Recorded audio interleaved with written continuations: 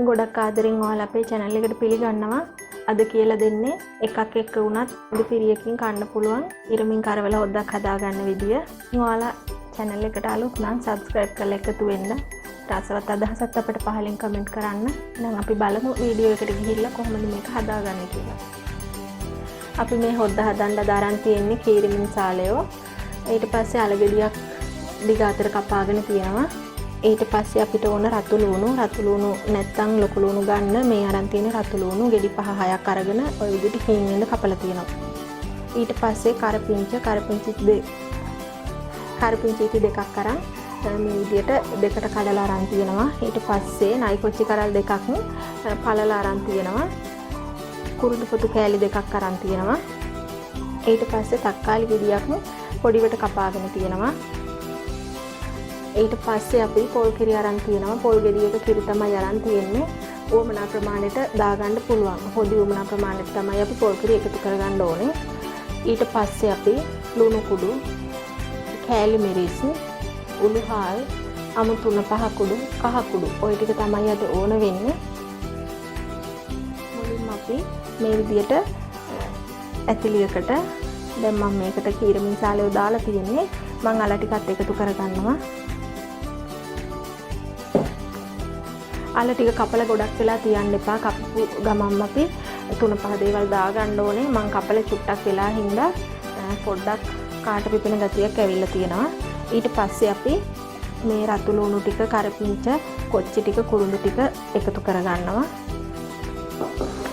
තක්කාලි ගෙඩියත් එකතු කරගන්නවා.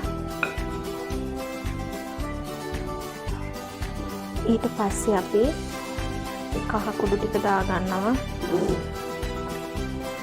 ලුණු එකතු කරගන්නවා. ඊට පස්සේ ලුණු බලලා මදිලන් තව එකතු කරගන්න පුළුවනි.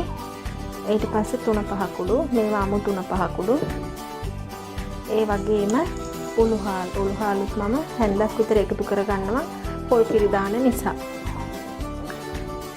අද එකතු කරන්නේ කෑලි මිරිස් කුඩු. ගොඩක් වෙලාවට වෙනද එකතු කරේ කුඩුනේ. ඒ නිසා අද පොඩි වෙනසකටත් එක්ක කෑලි මිරිස් තමයි එකතු කරන්නේ. දැන් අපි මේක පොඩ්ඩක් කලවම් කරගෙන ලිපේ තියා ගන්න ඕනේ.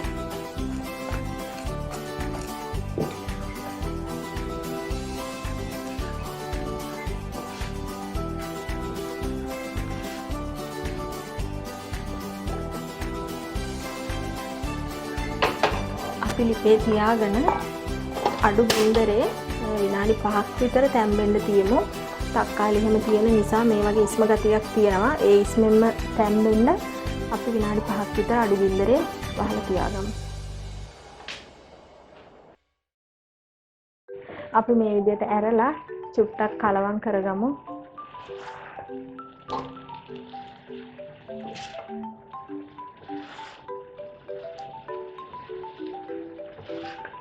ලිපේ ගින්දර හොඳටම අඩු කරලා තමයි තියෙන්නේ.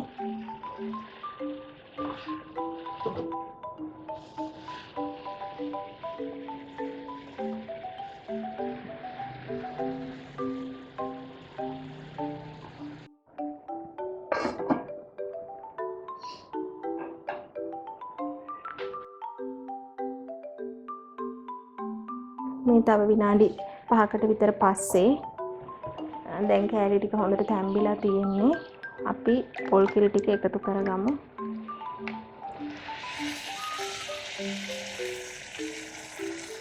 අපිට හොදි උමනා ප්‍රමාණයට පොල් කිරි එකතු කරගත්ත හැකි.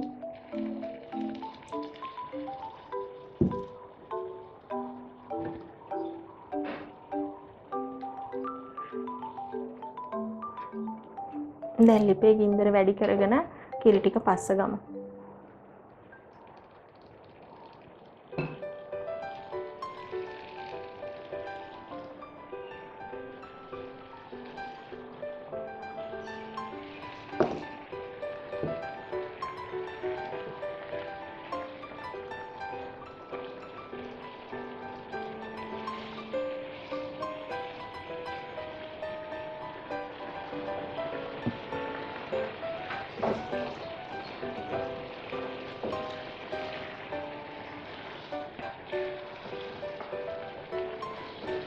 පොල් කිරි ටික පැහෙනකොට ලුණු ප්‍රමාණය ඇද්ද කියන එක බලා ගන්න පුළුවන්.